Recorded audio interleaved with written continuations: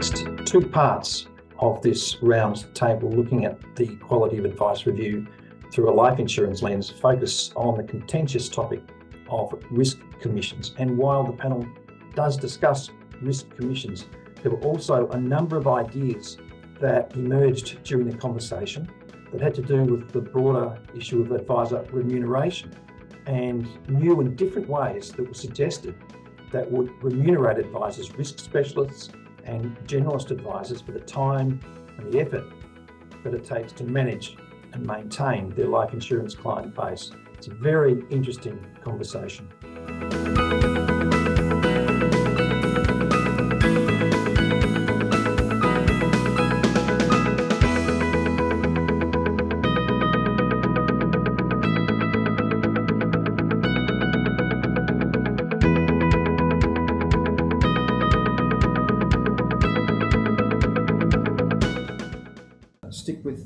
Stick with MetLife colleagues as we commence a conversation about the next topic, which is life insurance commissions, mindful that it will mean different things to our spectrum of advisor audience. For some it'll mean a lot and for some it might not mean that much, but we're still going to talk about life insurance commissions where the recommendation is to retain the currently mandated 60% upfront and 20% ongoing commissions with a 2-year clawback. That's the recommendation from Michelle Levy, and very little reference was made to it in the acceptance from the minister, who simply said that they eventually accept recommendation 13.7 without much narrative around it.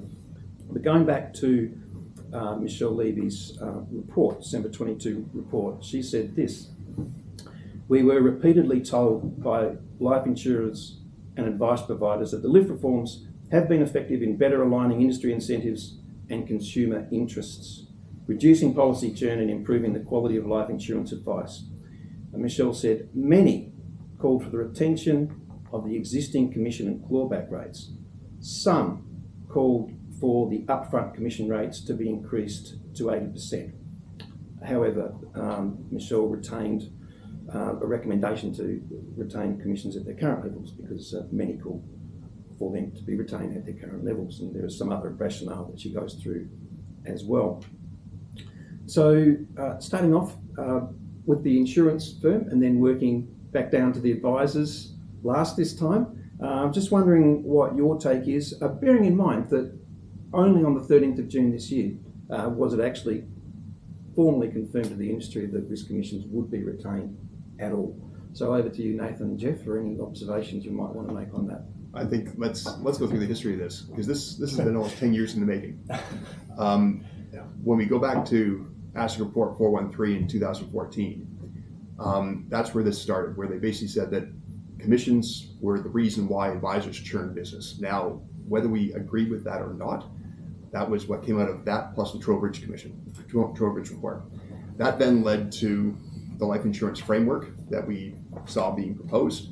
And from 2018 went 80-20, 2019 went 70-20, and basically from 2020 onwards to 60-20.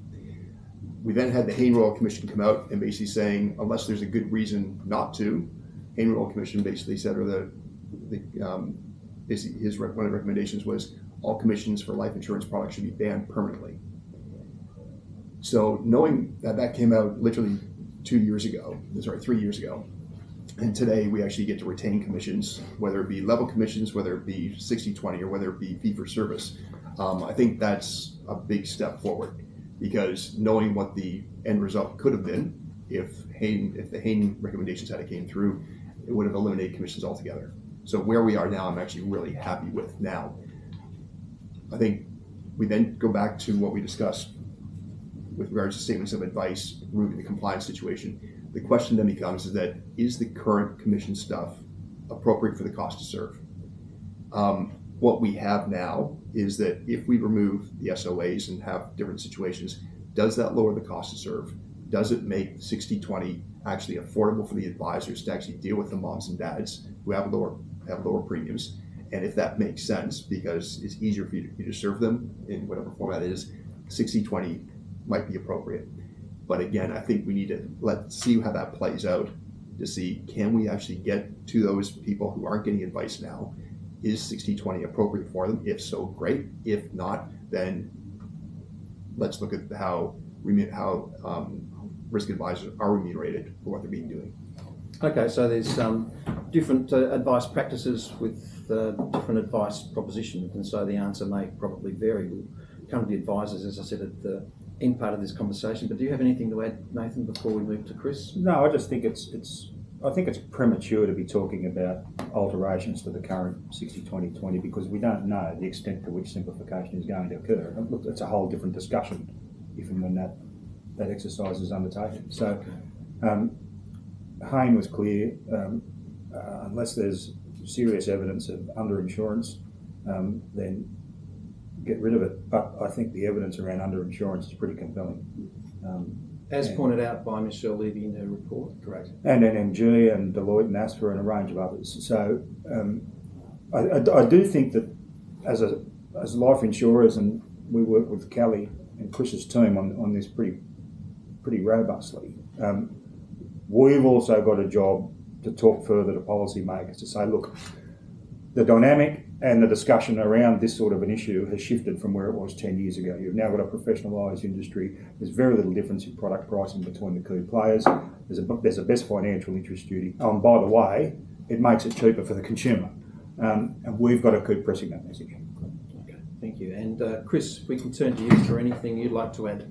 Kelly's welcomed the government's commitment to accepting that recommendation. And the reason that we do that is twofold. One is that financial advisors are a critical partner for the life insurance industry, and we want to make sure that financial advisors can run viable businesses to get the financial advice needs of many working age Australians met. So we believe that customers should have choice about the way in which their life insurance arrangements are paid for, and that can include a fee for service, but it should also include a commission structure. Okay, thank you very much, Chris. We turn to you, Wayne. Any comments that you'd like to make about the level of commissions, the continuation of risk commissions? Look, whenever you're going to discuss income revenue, it's going to be a contentious point, and it has been for quite some time. I still can fail to see one benefit of LIF. It certainly has worked against consumers atrociously.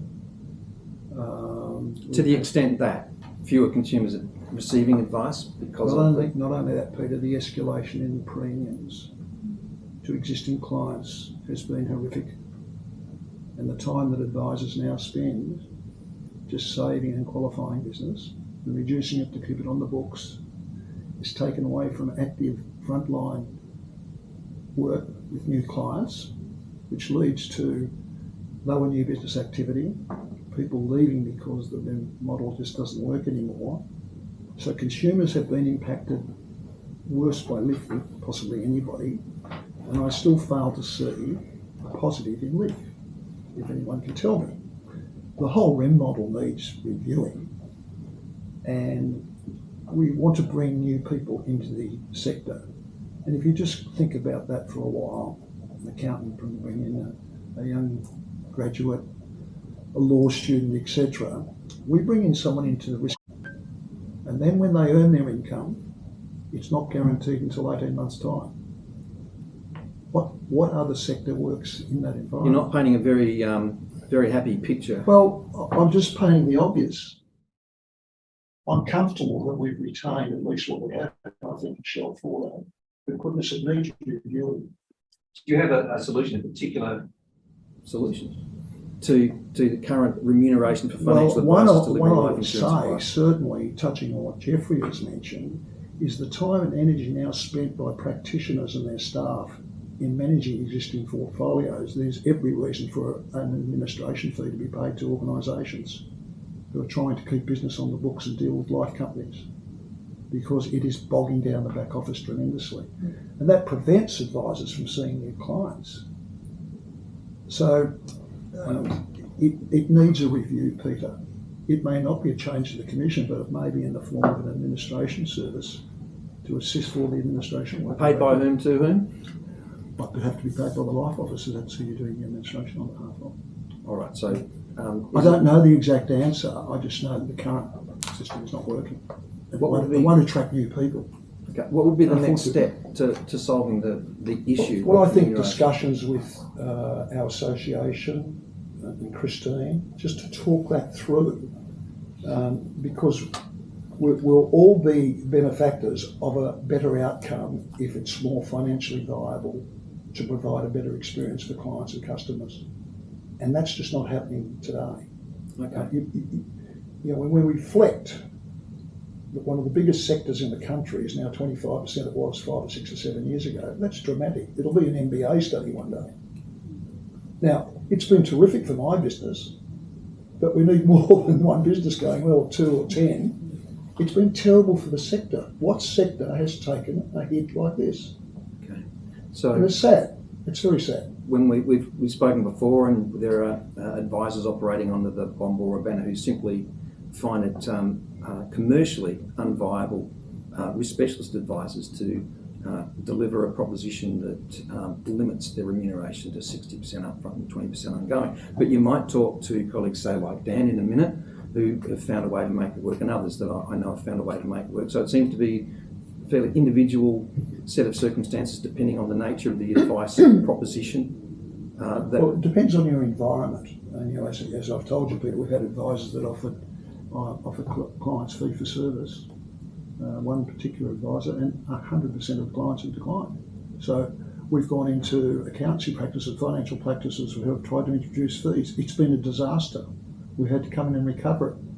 So we don't believe it works, because we don't believe a client will pay just in a risk-only environment. Certainly they will if they're doing a financial plan. I can see how that will work. With risk-only environment. So for the risk-only environment, 60-20 sounds okay in principle if you reduce the cost, but in reality you're not seeing it. No, I think it's a holding pattern. We have to review the whole REM system, and I haven't got all the answers. All right, thank you, Wayne. As we move to you, before the three advisors, we'll move to you, Sarah, for your take on this conversation, and then we come to the advisors. Yes, I mean, the points that have been made are very important. We're very concerned about what we're seeing in this space right now. You can attribute changes in the life landscape to many different causes, but when we observe the outcome of what's happened in the last couple of years, we see far fewer Australians are properly covered. And that's a problem for all of us, right? Because that means if something goes wrong, we're going to end up on social security, and that's going to be bad for the whole country. We've also seen premiums go up. Whether that's a cause or an effect, I think we need to study. But there's fewer Australians who are paying more for insurance. From an insurer perspective, your pools are getting older and sicker and riskier. And from an advisor perspective, an outcome of LIF, whether intended or not, is that you can only afford to deal with people who are paying high premiums, because the cost to provide that advice is high, as we've spoken about already. And that means that you need to be dealing with clients who are paying, somewhere of the order of 2,500, 3,000, for many practices more, per annum, or you can't afford to serve them. So that there's no value judgment in any of that. That's just observing what we've seen. Now, the focus of advocacy through QAR has been very strongly on retaining commission as a viable option for consumers who wish to pay that way. And we're very, very pleased that that has been an outcome. There was a huge amount of advocacy over the course of last year towards that, because both Michelle Levy and Minister Jones were quite open at the start of the review that they were minded to stop commission as part of the review. And they have both shared that they have been convinced by the evidence that they've been provided over the course of the review. And that's in large part, some of the comments I've just made in terms of we are worse off as a community in terms of insurance than we were 5 years ago. There was also evidence that the quality of insurance advice has improved substantially. Now, I don't know if you can attribute that to LIF. I think it would be a pretty long bow to draw, and there's been a lot of change in our profession over the last 5 years. So I don't think it would be right to say that it was purely due to introducing LIF that we achieved that outcome. So I agree with the comments that have been made, Chris and Wayne and MetLife, that this is something that we need to look at. From the professional association point of view, we have obviously just completed a merger.